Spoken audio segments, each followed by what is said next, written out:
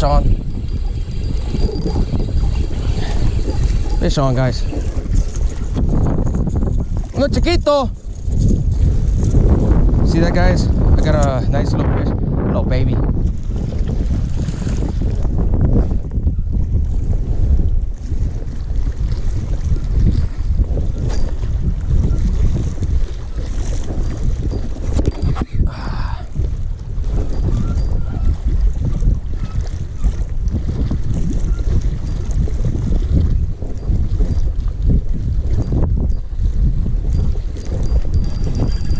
Fish on.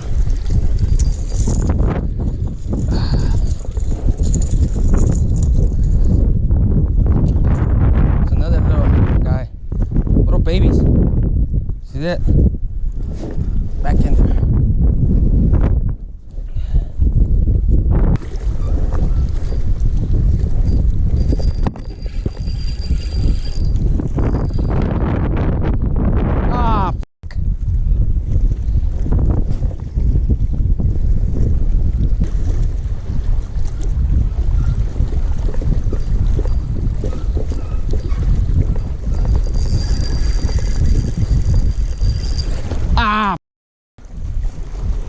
I don't know what's going on with my hook. Let me see.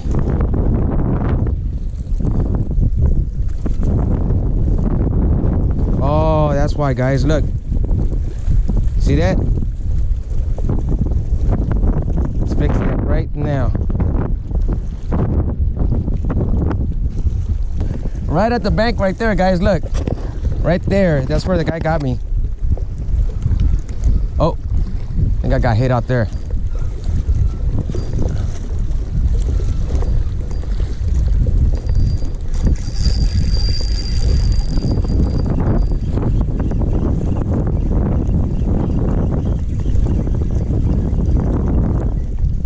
Oh, this is a better one.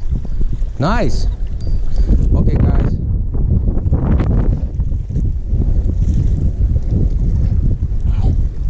Let's see.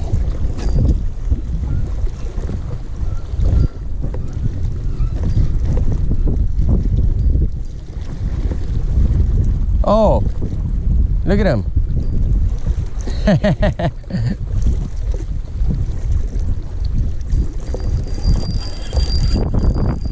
Oh, he got a bolsa.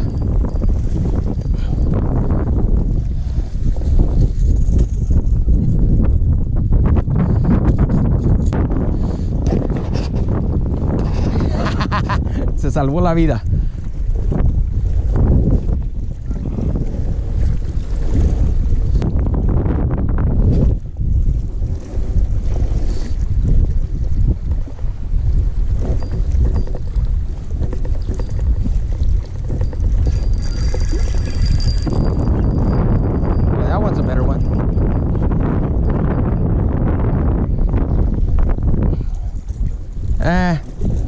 Too small.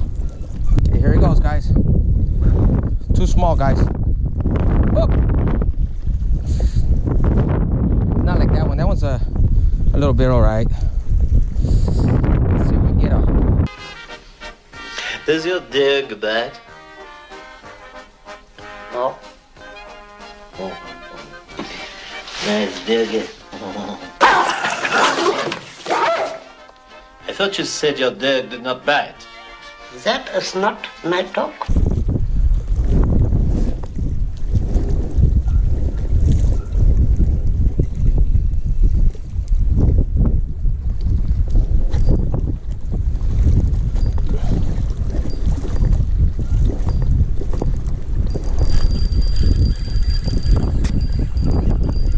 Don't feel like a big one. Just far away. Look at him. Let's get him across the water.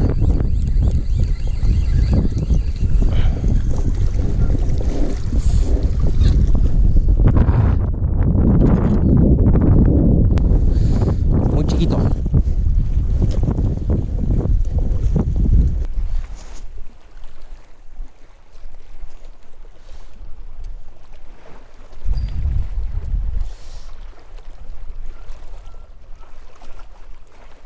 Sorry guys, I landed about 6 more, but my battery had died. I didn't want to stop to change batteries because The new case, I try to get a case with a microphone.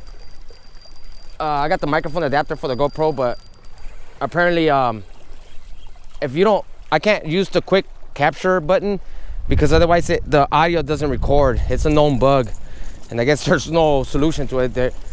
GoPro's answer is turn on your camera, leave it on, and then when you start recording, once it's on, then the microphone works. But if you like do the quick capture mode, the microphone won't work. These guys are coming from deep, so it takes a lot of force to get them up. And with that, they're jacking up my whoa. So you gotta be careful with these guys. See, he starts flapping like that with the hooks right next to him. You're definitely gonna get hooked like that. But this one's bleeding on the side, so I'm gonna take him too.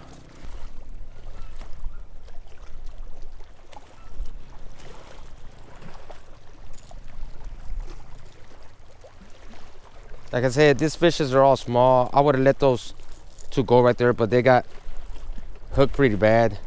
These hooks are real sharp. They're real sharp. It's just that they're not that strong, and that's, you know, that's a double-edged sword. If you get stronger hooks, the hookup ratio ain't that good as the thinner wire ones. So you really gotta whale into them, or you gotta be on your game and just hit it. As soon as they hit the lure, you gotta like set the hook on them and bring them in. And if they're skin hooked, they're still gonna get off, you know. So, you know, that's for if you got thicker hooks. But if you're using the, you know, thin wire round bend ones, the problem with this, when they're deep and you're fighting them, they bend out your hooks, they get off. If it's a big fish and you try to horse them in, you're gonna lose that fish. You know, there's a lot of variables to it, you know. What do you want to go for? You're aiming for big fish, use stouter hooks. But just know that you're gonna miss a lot more hits than if you have a thin wire round bend. And, you know, at the same token, if you use thin wire round bend hooks, if you get a big fish and you can't coax them or you can't play them out, it's most likely, especially if your bait's heavy and he starts trashing around and you're fighting him, this and that, and he comes up and does that head shake like the largemouth do, you got a heavy bait with those thin hooks, he's gonna shake your hooks off. They're gonna come off. You're not gonna have enough control over the fish to be able to land them. You let him play itself out. If he stays down and he tries to play himself out, you'll wear him out and you bring him in. So I'm not saying you can't land big fish on thin wire.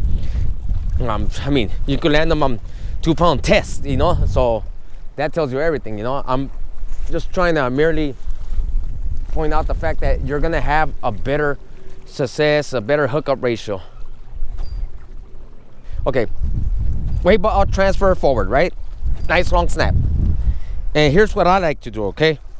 I call this jerk cranking. I don't crank with the reel as I'm snapping it because I kind of already know where I want my line taut. So I hold this, my hand holds the handle taut, steady, and then I snap down like that. So my cranking and my snapping is being done with the rod hand, you know. And when I do that, a lot of times it's easier to keep a cadence by doing that. And you keep your line at the same amount of tautness. Like if you constantly stopping right there, one full turn, you're gonna keep that line the same tightness because it's gonna retrieve the same amount per turn, right? Like when I know they're like hitting it on the medium cadence, that's what I do. Oh, see, I got one on right now. So instead of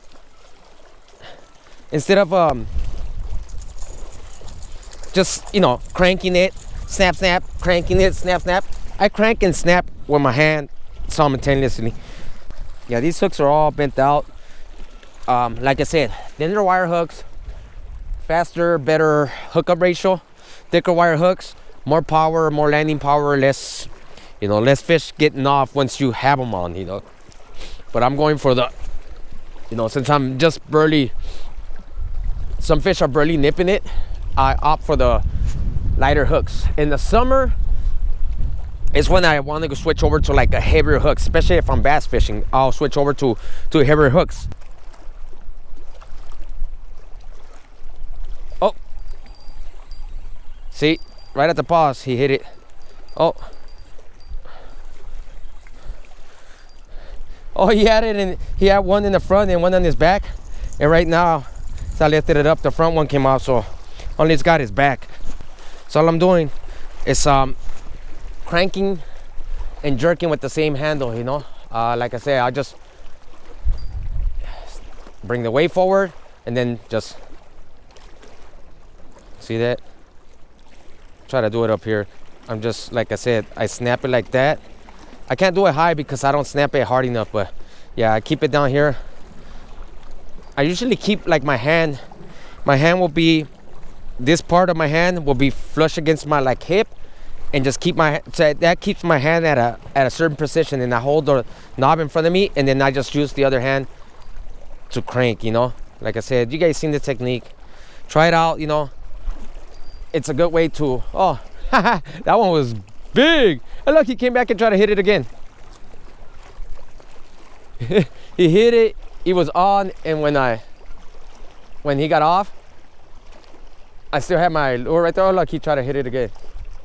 And he came back and hit it again, and I just got hit right there, so that might have been the same guy. He probably hit it again like, you sure it's not good? Huh, mama? You sure that plastic thing ain't no good? I don't know, it looks delicious.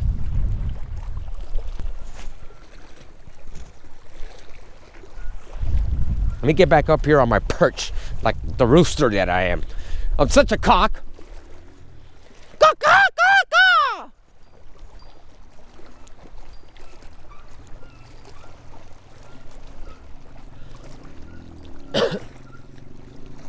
Like I said, I'm jerk cranking, meaning and